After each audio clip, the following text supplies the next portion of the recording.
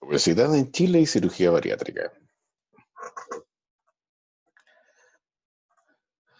La obesidad es una enfermedad crónica. Eso hay que entenderlo y definirlo muy bien. No es una condición, no es una mala costumbre. Es una enfermedad y crónica, de origen multifactorial, prevenible, que se caracteriza por la acumulación excesiva de grasa o hipertrofia general del tejido adiposo en el organismo. Uno puede clasificarla en base a la relación que existe entre el peso y la estatura, calculando el índice de masa corporal. De esta manera, todos aquellos que superan el valor 30 de IMC están considerados dentro de la obesidad. El peso normal tiene un índice de masa corporal que en general va entre 20,22 hasta 24,9. ¿Qué pasa con nuestro país? Chile en este minuto, de los países de la OCDE, es el país que tiene la más alta incidencia de obesidad del mundo. Un 74,2% de los chilenos tiene entre sobrepeso y obesidad. Esto quedó constatado en la última encuesta nacional de salud, en donde 3 de cada 4 mayores de 15 años tienen sobrepeso u obesidad. Al menos 1 de cada 3 padece obesidad, estamos hablando de índice de masa corporal sobre 30. Y de estos pacientes incluso que padecen de obesidad, entre el 30 y el 40% podrían tener indicación de cirugía de obesidad, de cirugía bariátrica. Este es el grupo. ¿Y por qué preocupa la obesidad? Porque obviamente no solamente es un peso contra el que hay que luchar, está asociado a una serie de enfermedades y con otras condiciones, las cuales hacen que los pacientes de obesidad se mueran más. Tienen 40% más de cáncer desde más jóvenes, es el cáncer de los millennials. Hay más accidentes cardiovasculares, menor expectativa de vida. Y cuando uno calcula los años de vida, perdidos por discapacidad o mortalidad precoz, de las 5 primeras causas que afectan principalmente la vida, este índice, 3 están ligadas a la obesidad. La quinta es la obesidad propiamente tal. En Chile, 1 de cada 11 muertes es atribuible al sobrepeso y a la obesidad, muriendo una persona obesa cada hora de nuestro país. Los pacientes que sufren de obesidad se enferman más. Y eso lo sabemos porque tienen el doble de licencias médicas que una persona no obesa. Eso le aumenta el costo al sistema, aumenta el gasto de bolsillo de los pacientes que tienen que gastar en remedios para mejorarse. Y suman aproximadamente 2,9 millones de casos al año de pacientes enfermos, que padecen de obesidad. Tienen menor calidad de vida, tienen una disminución de su capacidad funcional, de su capacidad física, por lo tanto les cuesta más hacer deporte, compartir en familia, movilizarse en transporte público, y sufren discriminación a nivel laboral, afectiva, familiar. Sufren de estigmatización. Muchos hemos escuchado como el paciente que padece obesidad dicen que como no es capaz de comer menos, como no es capaz de hacer más ejercicio, como no es capaz de controlarse, creyendo que a él le gustará estar en esa condición. Y además tienen más complicaciones tras enfermedades o cirugía. Una apendicitis aguda que en un paciente de un índice masa corporal normal pudiera significar una estadía ambulatoria. O irse en un paciente que sufre obesidad puede significar una complicación importante, una infección de vía operatoria, una fascitis necrotizante y ser mucho más complejo y más grave. El paciente que padece obesidad se ve afectado en su trabajo, tiene el doble de licencias médicas, tiene mayor presentismo. Los que no sepan qué es presentismo es estar en el trabajo, pero rendir menos que lo que se espera, ya sea por cansancio, porque eventualmente puede quedarse dormido, etc. Según un estudio de la CEPAL, 4.110 personas pierden su día de trabajo debido a dolencias por producto de la obesidad. ¿Ya? Hay trabajos a los cuales no pueden optar, por ejemplo la minería. En muchas faenas mineras que están sobre 3.000 metros de altura, no pueden subir pacientes que tengan un índice de masa corporal sobre 35. Y todo esto hace que el país pierda 33 millones de dólares al año. Esto produce un mayor costo al Estado. Aumenta el gasto en salud, ¿cierto? Es un porcentaje no despreciable del Producto Interno Bruto, el que el país gasta en consecuencia de la obesidad. Y sin embargo vemos que soluciones como la cirugía bariátrica podría, a través de la reducción de las enfermedades asociadas y de corregir, este presentismo, este ausentismo, disminuir los costos al Estado. Entonces, ya ha sido publicado y es sabido, en varias zonas, en varios países. En Chile se calcula que para el año 2030 el gasto asociado a obesidad va a ser de 3 billones de pesos al año. Es una cantidad impresionante de dinero que podría destinarse obviamente a otros programas de salud. Y la cirugía bariátrica obviamente forma parte de esta cadena de red de solución. ¿Cuáles son los objetivos de la cirugía bariátrica? En grandes rasgos, 3.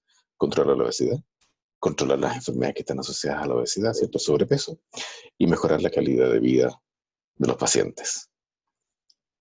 ¿Cómo lo logra? Porque es efectiva. Al menos entre 10 y 20 años, las series más que tienen mayor seguimiento demuestran que la pérdida de peso se mantiene sobre el 60% del exceso de peso perdido. Se corrigen las enfermedades. Existe lo que se llama remisión. Remisión significa que el paciente, después de la cirugía, deja de usar medicamentos para condiciones como la diabetes, la hipertensión, etc.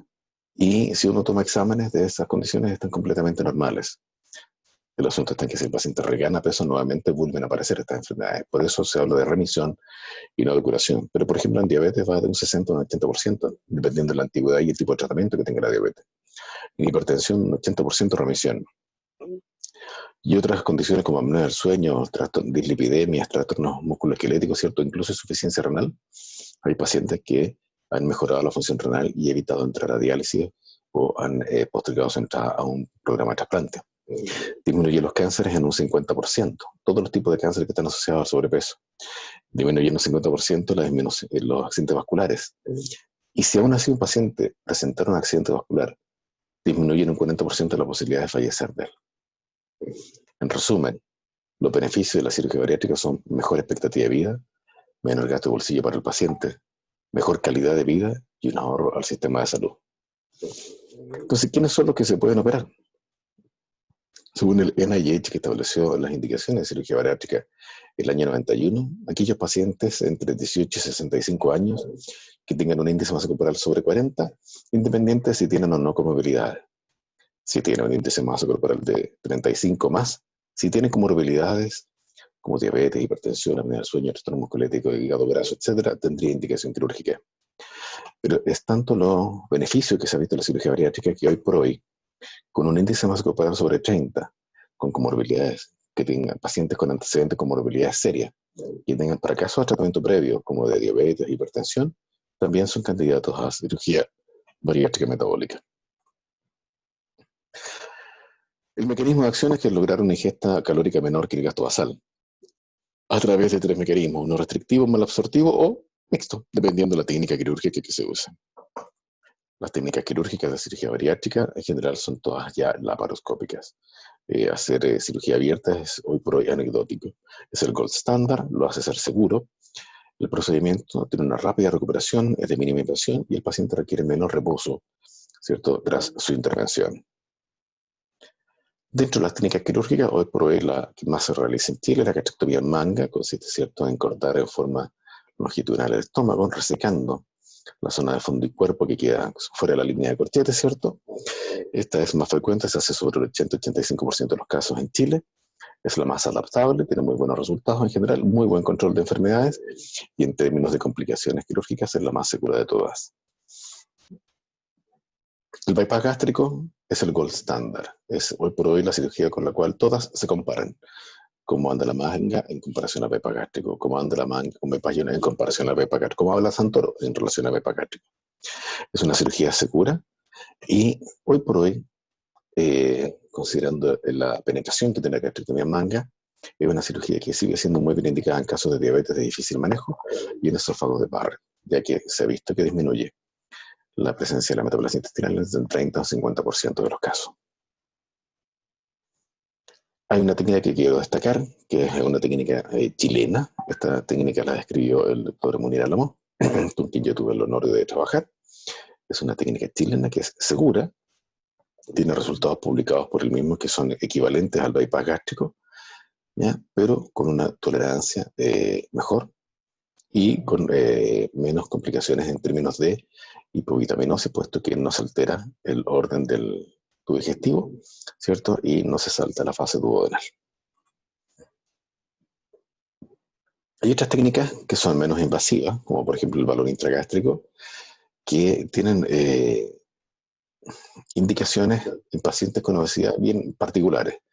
Probablemente en pacientes que padecen de obesidad, la indicación está en aquellos que tienen una contraindicación absoluta de una anestesia, un procedimiento anestésico, aquellos que tienen una obesidad mórbida con un índice corporal sobre 55-60, en lo cual muchas veces queremos lograr una baja de peso significativa, que si bien no va a sacar al paciente de un rango de obesidad, nos va a ayudar a disminuir el riesgo quirúrgico de ese paciente, porque las otras indicaciones que tienen valor en este minuto también son estéticas, digamos, en el fondo para pacientes que tienen un índice de masa corporal bajo 30, o aquellos pacientes que definitivamente, si bien podrían tener indicación a una cirugía, eh, por el temor de enfrentarse a un procedimiento anestésico, prefieren optar por este tipo de técnica. Varias ventajas: endoscópico, ¿cierto? Es ambulatorio, el paciente se lo instala y se va ese mismo día. Tiene la desventaja que es temporal. Según el tipo de balón, duran entre 4, los más nuevos, hasta 12 meses. Tal vez hay uno que está publicándose para 2 años, pero no tiene todavía, ¿cómo se llama?, la masividad que uno espera. Eh, y como decía, acerca de las indicaciones, hoy en día también hay un balón, que es un dispositivo que se traga como una cápsula, se confirma bajo rayos que la cápsula está intragástrica, ahí comienza su llenado, y en vez de sacarse por endoscopía, como estos tradicionales, el balón tiene una válvula que se degrada programadamente al cuarto mes y es eliminado a través de las deposiciones.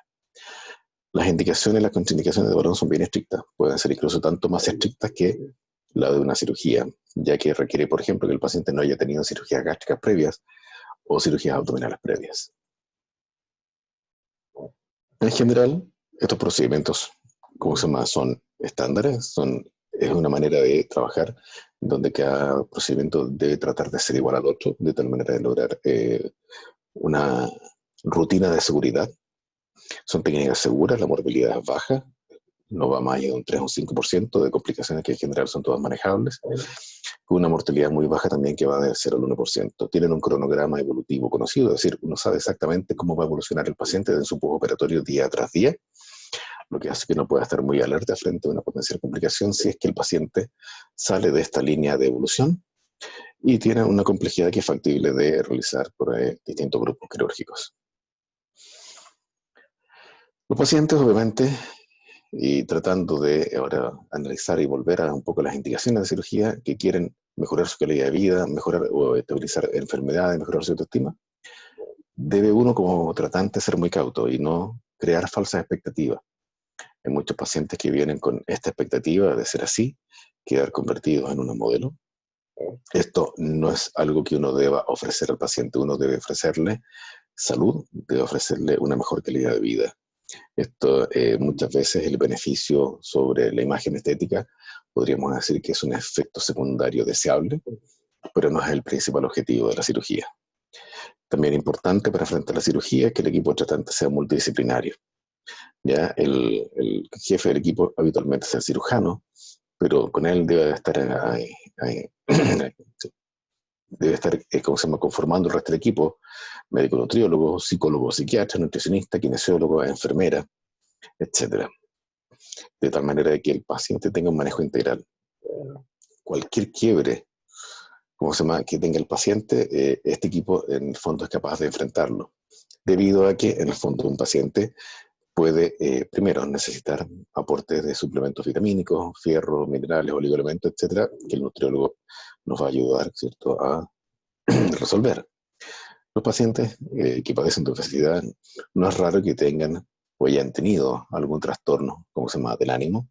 Por lo tanto, un psicólogo o psiquiatra habitualmente es muy necesario para ayudarlos, sobre todo con los trastornos de ansiedad, que muchas veces están asociados al sobrepeso. El nutricionista tiene que enseñarle a comer. El kinesiólogo tiene que enseñarle muchas veces a moverse y a hacer ejercicios y comenzar a hacer ejercicios sin el riesgo de lesiones. Y la enfermera que nos tiene que ayudar, obviamente, a coordinar todo este resto del equipo. ¿Sí? Cuando uno habla de cirugía bariátrica, hoy por hoy no puede dejar de hablar de cirugía metabólica. No son sinónimos exactamente, aunque las técnicas quirúrgicas son las mismas. Sin embargo, los objetivos que persiguen son distintos. Y hablamos de cirugía metabólica principalmente cuando hablamos de técnicas que están realizándose para resolver la diabetes en aquellos pacientes que la padecen. ¿Debido a qué? Bueno, la diabetes es la primera causa de falla renal, es la primera causa de ceguera, es la principal causa de amputación. Cuando uno analiza el riesgo quirúrgico de la cirugía, uno dice que hay una mortalidad de un 0,1%. Sin embargo, un paciente diabético que no se opera por el solo hecho de ser diabético tiene un riesgo de mortalidad que es de un 4,5% por año. Por lo tanto, parece ilógico que un paciente que tiene diabetes y que no logra controlar su enfermedad no se le puede ofrecer ese tipo de tratamiento. ¿Cómo funciona la cirugía para la diabetes? Bueno, la verdad es que en general uno podría pensar que esto es solamente porque disminuye la ingesta calórica, bueno, ahí disminuye el peso. Sin embargo, cuando uno analiza qué es lo que ocurre con los pacientes diabéticos que se someten a cirugía metabólica en este caso, uno puede ver que el beneficio parte muchísimo antes de que haya una pérdida de peso significativa. Generalmente el paciente, una vez que es dado de alta, rara vez vuelve a tener una glicemia elevada y generalmente entre la semana y el mes el paciente es normoglicémico y comienza a normalizar incluso su hemoglobina glicosilada. Por lo tanto, hay que considerar la cirugía bariátrica para diabetes, ¿cierto? Con obesidad severa o mórbida. Debe haber colaboración entre los especialistas, los diabetólogos, ¿cierto? Eh, Está demostrado a estas alturas que la cirugía en pacientes que tienen índice de masa corporal entre 30 y 35 es apropiada, sobre todo cuando el paciente tiene una diabetes de difícil manejo. Faltan todavía algunos ensayos clínicos, algunos eh, estudios randomizados, sí, pero cada vez hay más y que se acercan efectivamente a demostrar que así es, que los beneficios de la cirugía. Y para eso hay que hacer obviamente protocolos. ¿Es adecuado en pacientes que tienen un índice de masa corporal entre 30 y 35? Prácticamente yo no lo pondría en duda. Si uno habla de que la remisión de la enfermedad se logra cuando uno logra glicemias de ayuno normal, hemoglobinas glicosiladas bajo 7, en ausencia de tratamiento hipolicemiante, entonces uno le dice, sí, ese es su objetivo, se logra desde el índice de masa corporal de 30 al menos demostradamente en adelante. Y si no logramos a lo mejor la remisión completa, tenemos dos posibilidades que sí ocurren y generalmente con esto llegamos al 100% de los casos. Muchas veces, cuando no se logra la remisión completa, ocurre lo que se llama un downgrade, es decir, el paciente que está usando 3 medicamentos o una terapia mixta entre medicamentos e insulina, generalmente queda usando solamente un medicamento antidiabético y deja de usar insulina. O un paciente que con uno o dos medicamentos tenía una diabetes de muy difícil control, después de la cirugía se logra esa estabilización que permite mejorar el pronóstico de los pacientes. Para los pacientes diabéticos en general, las complicaciones de la cirugía bariátrica, como se llama metabólica, son prácticamente las mismas. Hay una mortalidad que no va más allá del 0,05 al 2%, ¿cierto? Con una tasa de morbilidad general del 2 al 5%, en donde puede haber otro tipo de complicaciones, ¿cierto? Como que van a depender también del índice de obesidad que tenga el paciente, entendiendo que es diabético, por sobre lo que pueda tener un paciente que no lo fuera, que se sometiera a una cirugía similar, por otro motivo. Pero si uno compara el riesgo de una cirugía bariátrica, se da cuenta que obviamente una esofaquectomía es la cirugía de mayor riesgo de mortalidad. La cirugía cardíaca, las cirugías oncológicas, la colectomía, el aneurisma aórtico, tienen una mortalidad que son muy superior a la cirugía bariátrica. Y cuando uno ve que un paciente diabético, hipertenso o obeso tiene más riesgo de cáncer de esófago, tiene más riesgo de patología cardíaca, tiene más riesgo de cáncer gástrico, tiene más riesgo de cáncer de colon, de sufrir alguna patología, como se llama, una dislipidemia que termine en un problema, como se llama, vascular, uno entiende que efectivamente la cirugía bariátrica tiene una muy, muy baja morbilidad y mortalidad.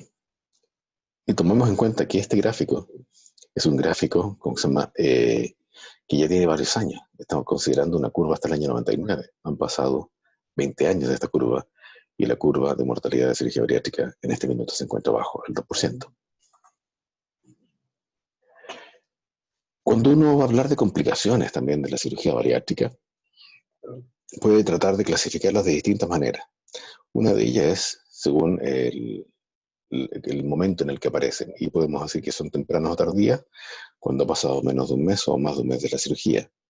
Y aquí además hay complicaciones que son específicas dependiendo del tipo de cirugía. Por ejemplo, el bypass gástrico tiene algún tipo de complicaciones y la gastrectomía en manga tiene otro tipo de complicaciones que vamos a ir viendo.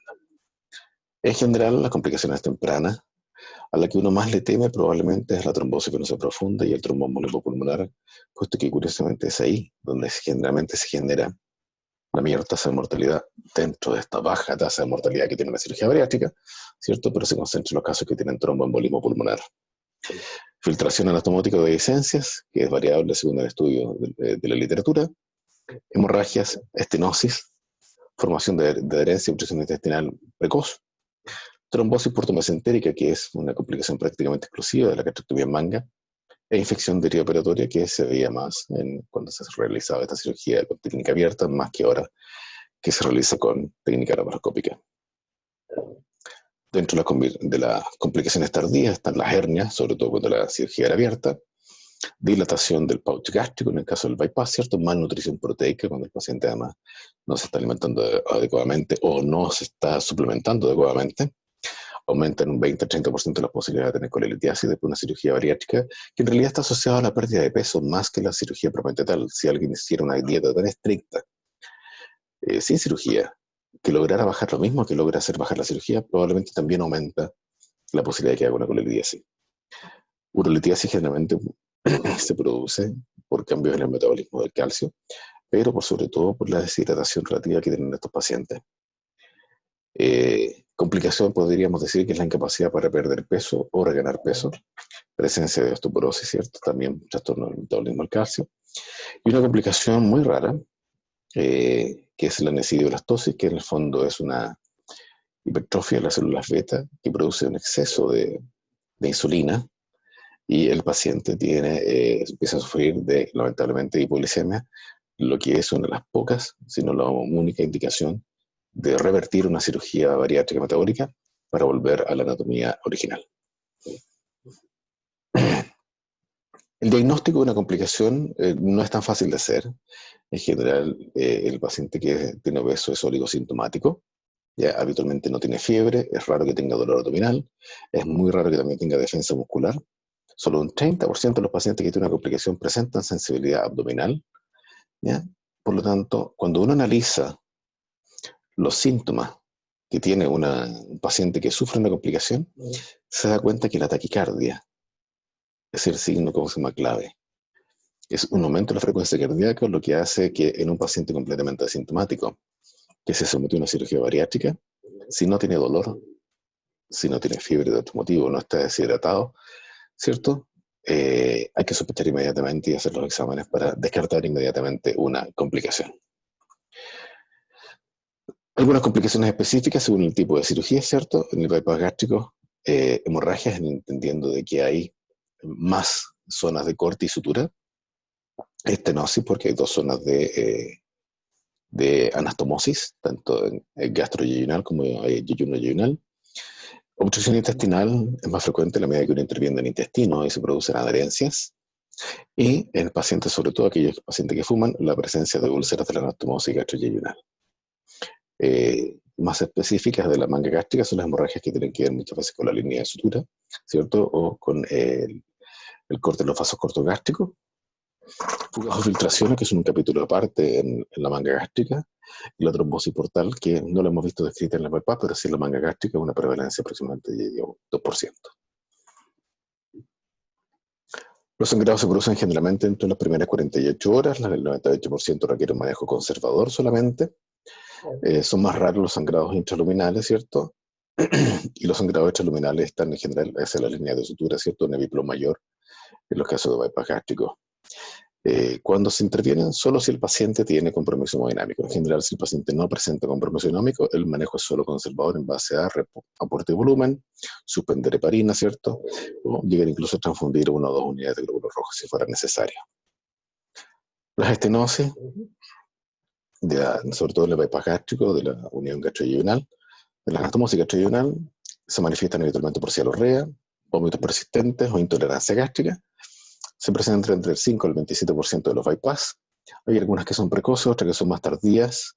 ¿cierto? Y dentro de las causas están la hipertrofia de la cicatrización, puede ser por una cicatriz isquémica también, una úlcera recurrente, la tensión de la anastomosis que haya quedado estrecha, eh, que haya quedado confeccionada estrecha, y dependiendo incluso a veces de la técnica que se usó para hacerlo.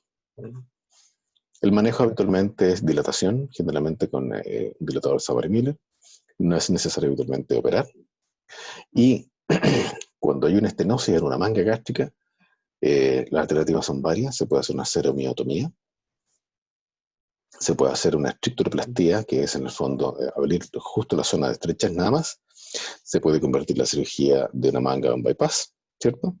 O puede haber una malrotación, a veces, que produce una estenosis funcional, no anatómica, y uno debe hacer un punto de fijación para enderezar, entre comillas, el estómago y que no presente de nuevo este tipo de rotación.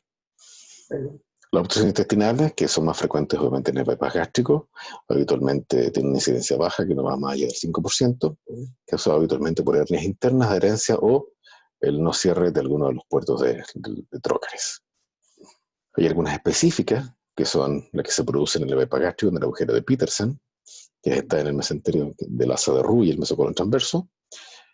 En el mismo defecto del mesocolon transverso, cuando se hace un acceso retrocólico, técnica que hoy en día prácticamente no se ocupa, se hace el acceso antecólico, y a nivel de la yeyuno y yeyunostomía. La hernia interna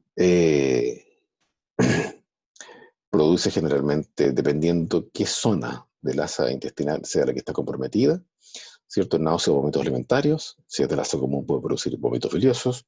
Si es del asa biliar, generalmente dolor y distensión, y dolor del estómago residual, que produce dolores crónicos intermitentes, ¿cierto? Que no tiene un origen claro. Hay que pensar en la interna.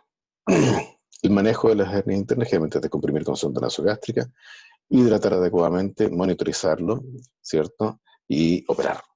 Este paciente tiene que entrar a pabellón y se va haciendo una evaluación retrógrado desde la válvula cecal hacia proximal para identificar la zona y resolver la situación, reparar un orificio herniario, etc.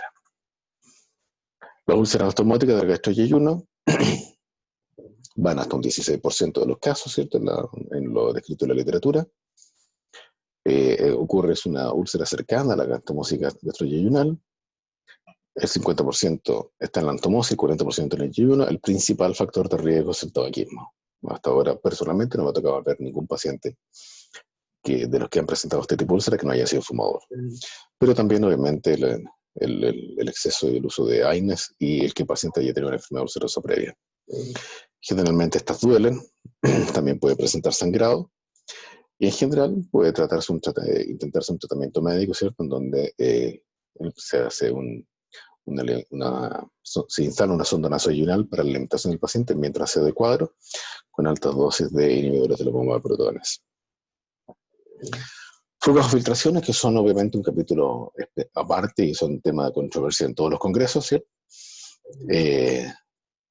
Pueden presentarse de un 0,7 a un 7%, ¿cómo se llama? Y obviamente si la cirugía es revisional, es decir, es una segunda intervención sobre un paciente que ya tuvo una cirugía bariátrica, puede llegar incluso un 20%. Se clasifican según la gravedad o magnitud, si son de bajo flujo o de alto flujo, la ubicación, si son de la linestura, son de alguna anastomosis, ¿cierto? Y según el tipo de aparición, siendo las agudas menores a una semana, tempranas hasta 6 semanas, tardías hasta 3 meses y crónicas cuando superan los 3 meses de evolución desde la cirugía. ¿Cuáles son las causas posibles de algunas de estas fugas o filtraciones? Muchas veces el estado preparatorio, que uno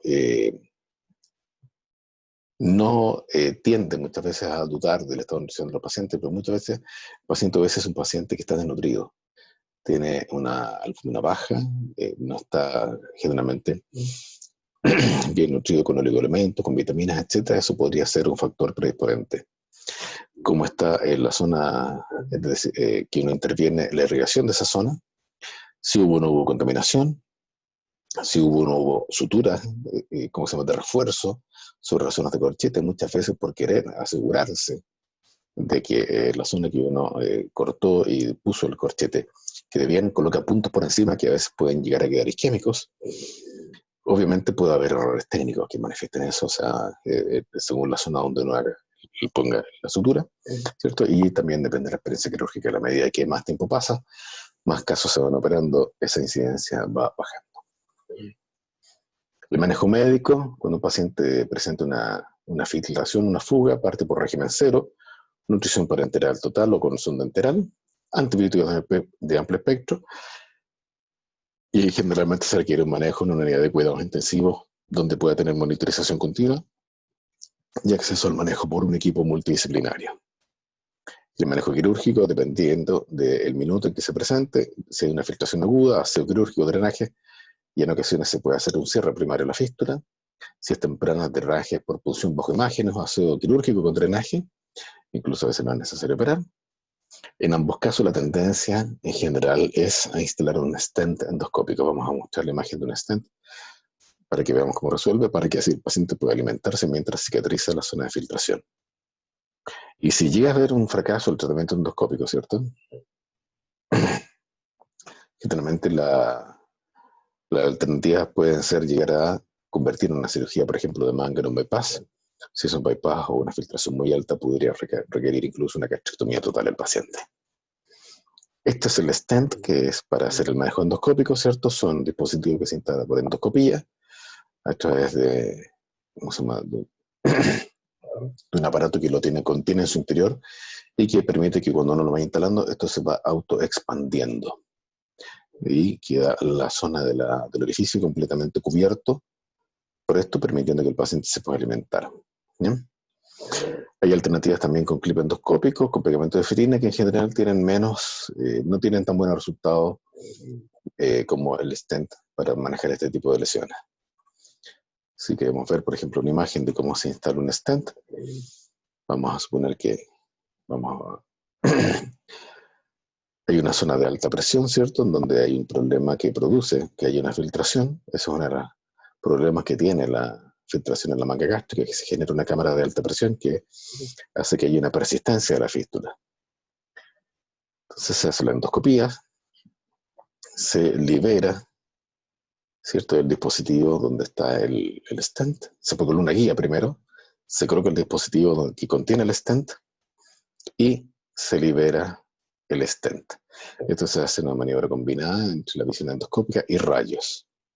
Entonces esto permite, ¿cierto?, que el stent aquí haga que el alimento pase directamente hacia distal, no pasando por la zona de la fístula, dándole tiempo a que esto vaya cicatrizando. Pero los stents pueden tener sus precomplicaciones, y entre las complicaciones que tienen, como están recubiertos con silicona para que no se incorporen a la mucosa del tejido gástrico o gastroesofágico, pueden migrar. Este es uno que tuvimos que sacar de un paciente del yeyuno. Este stent, lo ideal es que se coloque con anestesia general, se coloca generalmente por 6 semanas habitualmente. Es mal tolerado en general. Este tipo de procedimientos son muy extraordinarios para que el paciente pueda tolerarlo mejor, ¿ya? Y la gran complicación que pueden tener generalmente es la migración o a veces la perforación. Dentro de los beneficios que cubre el defecto, disminuye la presión intragástrica, corrige el trayecto del estómago, permite realimentarse precocemente el paciente, con eso darlo de alta, y funciona en más o menos en un 90% de los casos. Complicación de la manga gástrica principalmente, la trombosis portal, podemos ver ahí el coágulo dentro de la vena porta, ¿cierto? ¿Cuál es la relación entre la gastrectomía en manga y la trombosis portal? No está bien claro. Se piensa que probablemente al haber una ligadura de los vasos cortos gástricos, se produce en el territorio de la esplénica y de la mesentérica superior de la vena, un flujo turbulento que podría favorecer la aparición de los trombos, pero no es una teoría que esté demostrada. Hay otros factores que uno piensa que pueden incidir debido a la presión que ejerce el neumoperitoneo, al trauma quirúrgico directo, el calor que producen los instrumentos cuando uno hace disecciones cercanas a los vasos venosos. ¿Cuál es el punto? Que obviamente reduce el flujo portal, aumenta la presión portal, ¿cierto?, por la retención de CO2. Hay una obstrucción mecánica del flujo venoso y se presenta también, ojo, en pacientes que estén usando anticonceptivos, tabáquicas y que padezcan de alguna trombofilia. El 50% de los casos de trombosis portales aproximadamente tiene asociada alguna causa como esta, sobre todo trombofilia. ¿Cómo se maneja la trombosis venosa? Por tal, se diagnostica por sospecha, ¿cierto? Generalmente es un cuadro de dolor frente a la ingesta de cualquier tipo de alimento a los 15 días de la cirugía. Si eso ocurre, hay que hacer inmediatamente un escáner o una angiotac. Se usa anticoagulación plena, hidratación adecuada y en la medida que se usa nutrición, ¿cómo se llama? Parenteral. Y una de las formas de ver y darse cuenta que está permeabilizando la vena porta es alimentando al paciente y que no presente dolor. Ojo que si hay sospecha de isquemia, ¿cierto? Irritación peritoneal, debe realizarse una cirugía y probablemente va a haber que hacer la resección de algún segmento intestinal. En conclusión, la cirugía metabólica bariátrica es una cirugía segura. Para diagnosticar las complicaciones hay que tener un alto nivel de sospecha, en donde la taquicardia es esencial, ¿cómo se llama? De medir, porque es un signo de alarma. Muchas de las complicaciones en general no requieren cirugía, y las dos complicaciones más temidas son el tromboembolismo pulmonar y la filtración, ¿cómo se llama?, del contenido hacia la cavidad peritoneal. Pero la cirugía bariátrica no es solo una cirugía. Hay una expectativa detrás de esto que tiene que ver con el bajar de peso adecuadamente, con el control de las comorbilidades. Y es así como tenemos que hacer un seguimiento a nuestro paciente, porque podría fracasar. Y este esfuerzo, obviamente, finalmente terminar en nada. Ahora, ¿cómo vamos a definir el fracaso o la falla de una cirugía? Depende, es controversial. Porque hay pacientes cuyo objetivo puede haber sido la baja de peso, hay pacientes cuyo objetivo puede haber sido la disminución de las comorbilidades, sin la necesidad a veces de haber llegado a un peso normal, y hay otros pacientes que buscan como objetivo mejorar su calidad de vida, y muchas veces tampoco necesitan llegar a un peso normal para sentir que su calidad de vida mejoró en forma considerable. Ahora, también hay distintas maneras de medir cómo baja de peso el paciente. Una puede ser el porcentaje de peso perdido, el porcentaje del exceso de peso perdido, cuánto disminuyó el índice de masa corporal, ¿cierto? Y cómo se ha comportado la pérdida de peso en el corto y largo plazo para establecer si esto es postquirúrgico o no. Ahora, para decir que es exitoso, por lo menos debe exigir que el porcentaje del exceso de la pérdida de peso sea al menos de un 50% por más de 5 años. Y el fracaso, cuando esto obviamente no se alcanza, ¿cierto? Cuando la disminución del... Y esto uno lo puede definir cuando la disminución del porcentaje del exceso de pérdida de peso es menor del 25% en cualquier minuto del postoperatorio, si el paciente nunca lo llegó a superar, cuando después de 5 años menor de un 50%, cuando el índice de masa corporal final es sobre 35, o cuando uno opera un paciente superobeso, IMC sobre 55-60, pero no logró bajar de un IMC de 40. También podríamos hablar de fracaso cuando hay reaparición de comorbilidades como diabetes, apnea del sueño o hipertensión. Ahora, la reganancia existe en todos los procedimientos, en todas las técnicas quirúrgicas, no hay ninguna que no tenga algún tipo de reganancia. El mayor descenso de peso generalmente se produce entre el año y el año y medio, estabilizándose habitualmente a los 2 años. Pero, en general, el bypass gástrico o la manga gástrica tienen una reganancia que va entre el 10 al 20% del exceso de peso perdido. Es decir, si un paciente pierde 30 kilos, que recupere 3, 5 kilos, es algo esperable y normal. Algunas técnicas quirúrgicas como la banda que ya no se están realizando tenían una recuperación de peso un poquito mayor incluso. La frecuencia de reganancia depende del tipo de procedimiento, del tiempo de seguimiento y del puro aprendizaje y del paciente. Lamentablemente aquí el factor más importante es el paciente porque uno conoce equipos que llaman al paciente, que lo siguen, que llevan estadísticas, tienen un equipo de seguimiento, pues si los pacientes no se presentan, si no acuden, si no responden, lamentablemente se pierde el seguimiento y la pérdida de seguimiento es importante en cirugía bariátrica. Causas, ¿cómo se llama? Quirúrgica propiamente tal, de reganancia, puede ser que el reservorio haya quedado grande, con una sabile pancreática tal vez de corta, que la gastroplastía haya quedado amplia, a lo mejor una banda gástrica cuando se hace esa técnica que haya quedado fácilmente desplazable. Cuando hay fístula gastrogástrica, obviamente el paciente come y pasa todo al estómago, como se llama residual. Cuando el paciente tiene una falta de apego a las indicaciones, ya sea por una adaptación inadecuada a dieta o un hábito alimentario, no hace ejercicio, ¿cierto? Y obviamente factores psicológicos que aquí pueden afectar si un paciente tiene un duelo y para superarlo, lamentablemente, se toma un litro de helado todas las noches, no hay mucho que hacer. Ahora, cuando hay un fracaso a la cirugía, también es planteable lo que se llama una cirugía revisional, que en el fondo es volver a someter al paciente a una segunda cirugía para intentar nuevamente recuperar un objetivo logrado que se perdió o lograr un objetivo que no se alcanzó nunca. Entonces la idea es reparar y mejorar una técnica quirúrgica previa. Por ejemplo, si el paciente tuvo una manga que se dilató, hacer una remanga para alcanzar una pérdida de peso efectiva y exitosa. ¿Ha aumentado la cirugía revisional? Sí, claro, en la medida que aumenta la cantidad de cirugías bariátricas que se hacen, también aumenta la cirugía revisional. Pero se hacen en promedio, en general, entre un 10 y un 25%, manga gástrica entre un 30 y un 79%, porque hay factores como la presencia de reflujo, que muchas veces aumentan la necesidad de reoperar a un paciente, y en un bypass de un 8 o un 58%. Como ustedes pueden ver, los estudios tienen márgenes, como se llama, muy, muy amplios, que tienen que ver con la calidad del seguimiento que tengan los pacientes.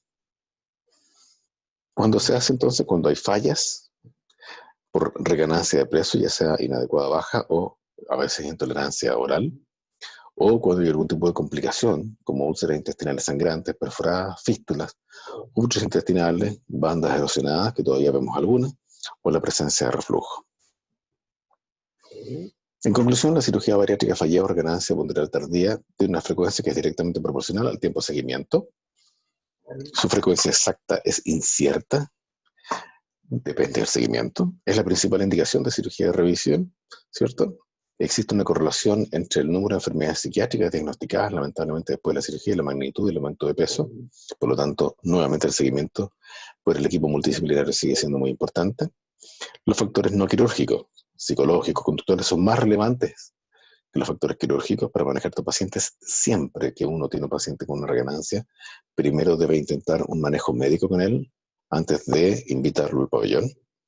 Y lo más importante es informar al paciente cuáles son sus factores de riesgo para reganar peso, pese que obviamente son los que no modifican la cirugía.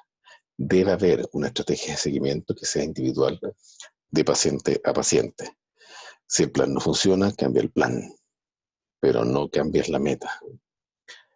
Y cuando uno se encuentra con un inconveniente en el camino, no debe perder la esperanza y no debe perder, y debe aferrarse a todo lo que uno pueda tener a la mano para poder lograr el objetivo.